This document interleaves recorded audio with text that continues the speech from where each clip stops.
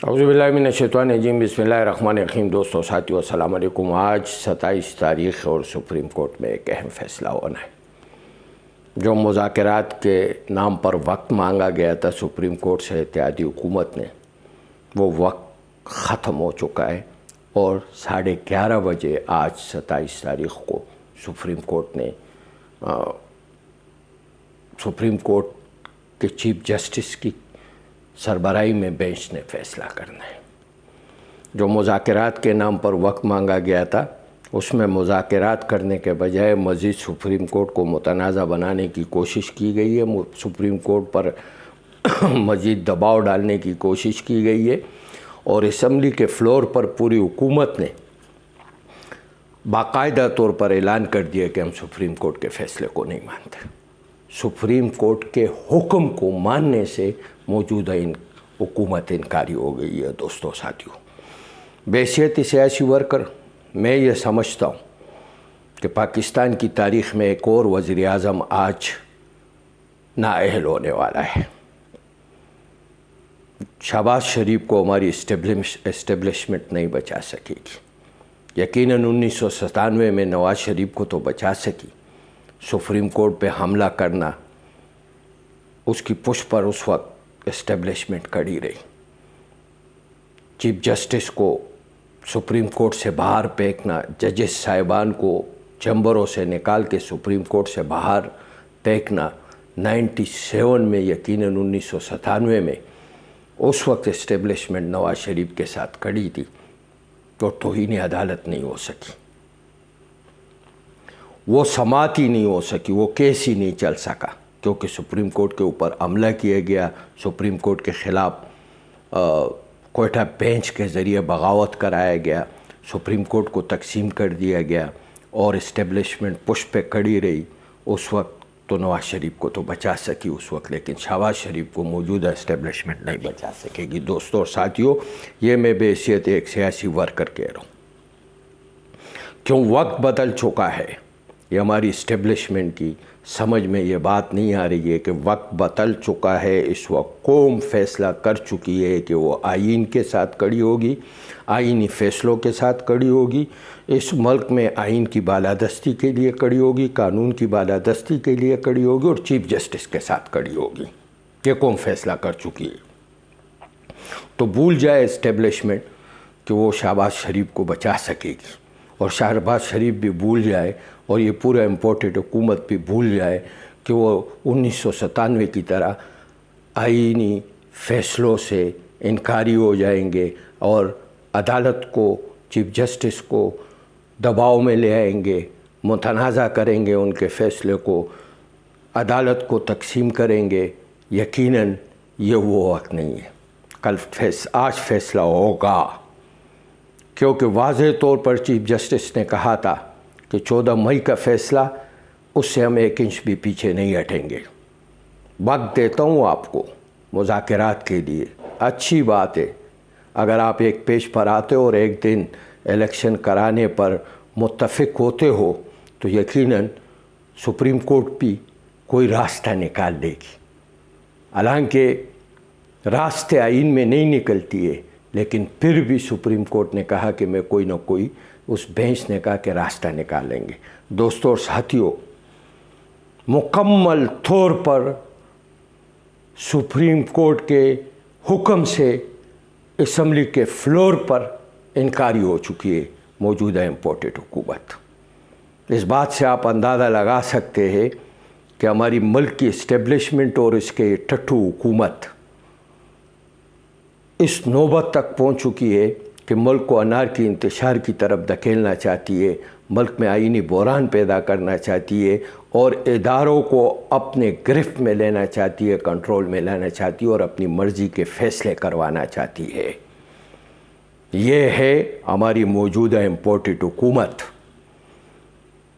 और ये इंतशार, अनार की दूरियां पैदा करना और इदारों को तकसीम कराना, ये एजेंडा बैनुल अक़वामी एजेंडा है। दोस्तों साथियों, मैं काफ़ी दिनों से अपने वीडियोस के ज़रिए ये निशानदेही कर रहा हूँ कि ये एजेंडा अमेरिका का है, इसराइल का है, भारत का है कि हम अनारकी में रहे, इंतशार में रहे हमारे इदारे तकसीम रहे, हमारे इदारों और आवाम के दरमियान में दूरियां पैदा हो, इत्तेमाद का फुक़दान पैदा हो, ये एजेंडा बैनुल-अक़वामी क़ुव्वतों का है इस मुल्क के ख़िलाफ़, और एक नाकाम रियासत बनाने की कोशिश की जा रही है। दोस्तों और साथियों, इलेक्शन से इनकारी होना, सुप्रीम कोर्ट के हुक्म से इनकारी होना, पाकिस्तान की आईनी फ़ैसलों को तस्लीम नहीं करना, मौजूदा हुकूमत और इस्टेब्लिशमेंट की बदमाशी से अपने आप को कायम रखवाना, ज़बरदस्ती से मुसल्लत करवाना, यकीनन ये बैनुल-अक़वामी क़ुव्वतों का एजेंडा है। तो ये तो भूल जाए हमारी इस्टेब्लिशमेंट कि ये शहबाज शरीफ को बचा सकेगी, ये नहीं बचा सकती है शहबाज शरीफ को। तौहीन अदालत लग चुका है। बेहसियत एक सियासी वर्कर में इंकशाफ कर रहा हूँ आप लोगों के सामने कि तौहीन अदालत से शहबाज शरीफ नहीं बच सकते। दोस्तों साथियों, आज वज़ीर ख़ज़ाना खड़ा होकर तकरीर कर रहे कि जनाब नवाज़ शरीफ के दौर में मुल्क बड़ी तेज़ी के साथ तरक्की की राह पर गामज़न था। अगर डॉन लीक्स का ड्रामा नहीं होता और पानामा का ड्रामा नहीं होता, आप अंदाज़ा इस बात से लगाए कि इनकी नज़दीक मुल्क की सलामती से कहना ड्रामा है डॉन लीक्स के ज़रिए।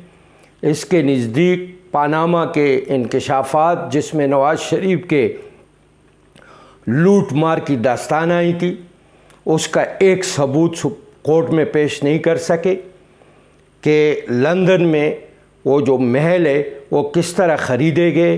एक पर्ची एक सबूत पेश नहीं कर सके। उसको वज़ीर ख़ज़ाना ड्रामा कहते।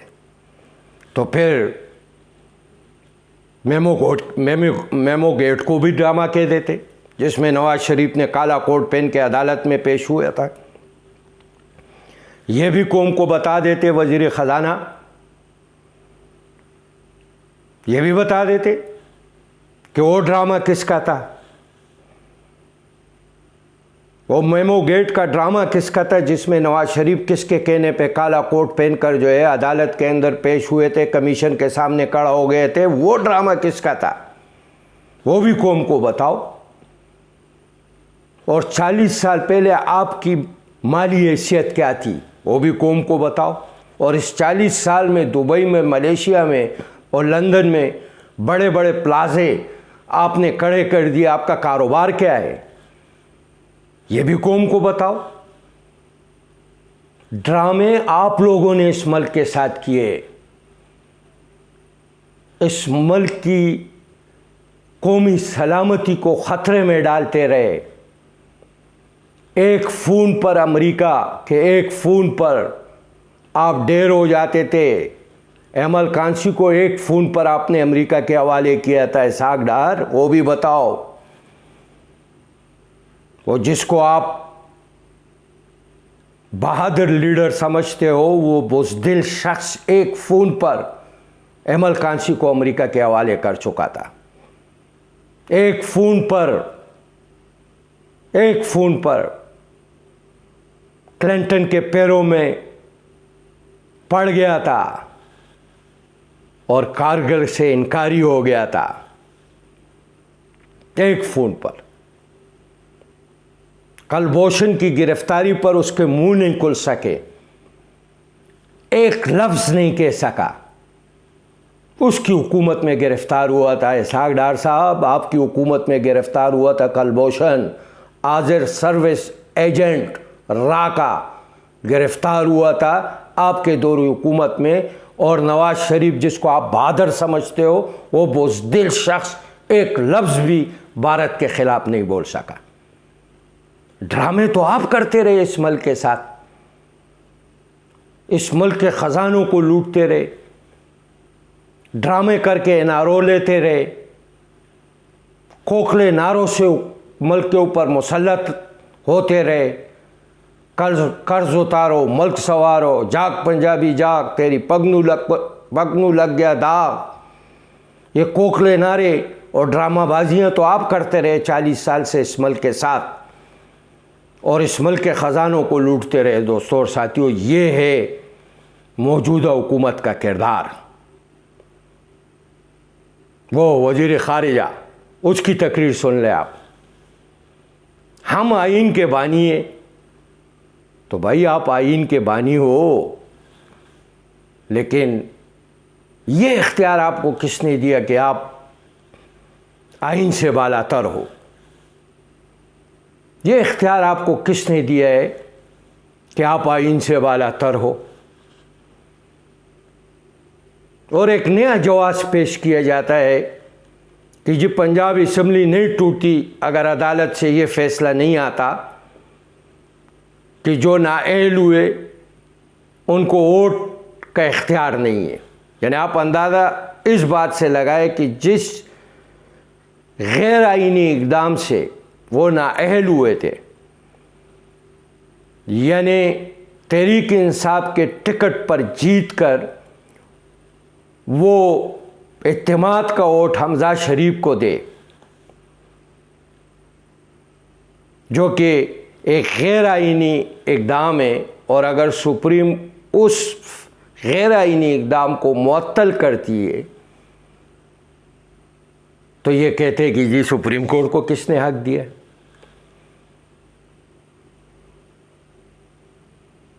उनको डी-सीट कर लेते,